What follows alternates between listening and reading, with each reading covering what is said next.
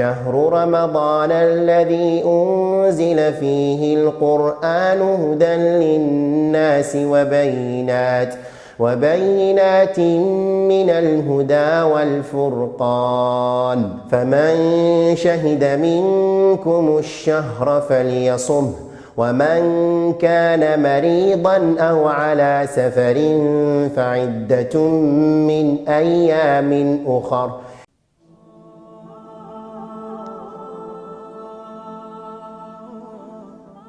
walaalayaal waxaan si khaasa maanta ula hadlayaa addoomaha ilaahay gaar ahaan dumarka. addoontii allay ha noqonin addoon, ha u noqonin ibliiska, u noqo addoon ilaahay u noqo.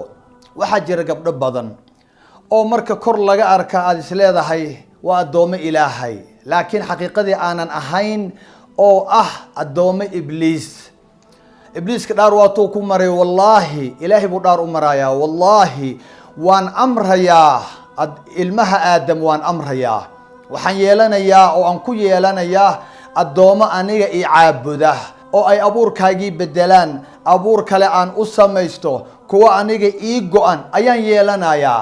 ha ku fikirin buu leeyahay ibliiska, ilaahay buu ku leeyahay in ilmaha aadam oo dhan ay adiga addoomo ku noqdaan. wa qaala la attakhidana min cibaadika nasiiban mafruuda, qayb baan ku yeelanayaa buu leeyahy. waa kuwee addoommada ibliiska?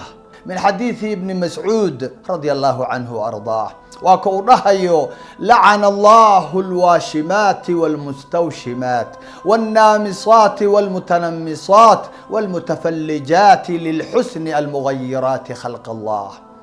waa dhowr ruuxa uu lacnadayo rasuulka iyo ilaahay ay lacnadayaan, islaamka uu lacnadayo. waa addoomaha ibliiska, addoomaha ilaahay lama lacnado.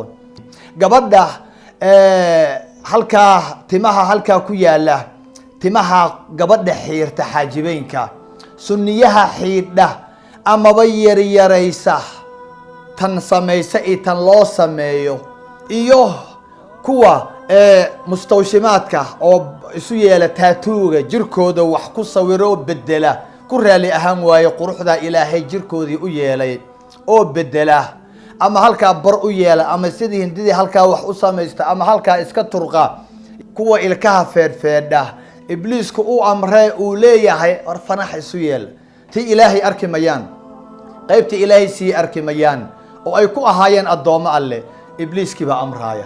saa ibliisku wax ma abuuri karaaya oo isaga awood ma laha uu insaan ku abuuro, laakiin wuxuu dhaar ku maray in uu abuurka ilaahay faragelinayo.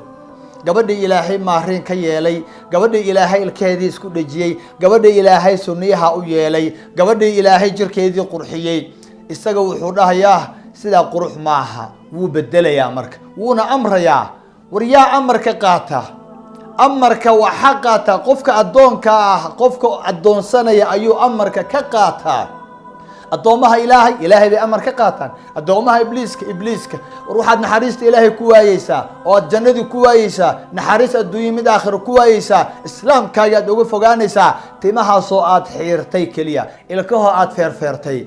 ilaahay baan ku dhaariyay imisaa guryaheena gabdho malcuunaada ay ku jiraan oo weliba aanu arkayn horteena ay ku samaysanayaan.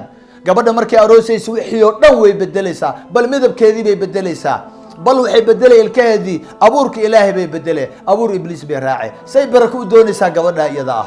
abuurkiisii inaan bedelin, aynu noqono idaylkeen addoomo ilaahay. alladii laa tadiicu wadaa'icuhu. wasalaamu calaykum waraxmat ullah.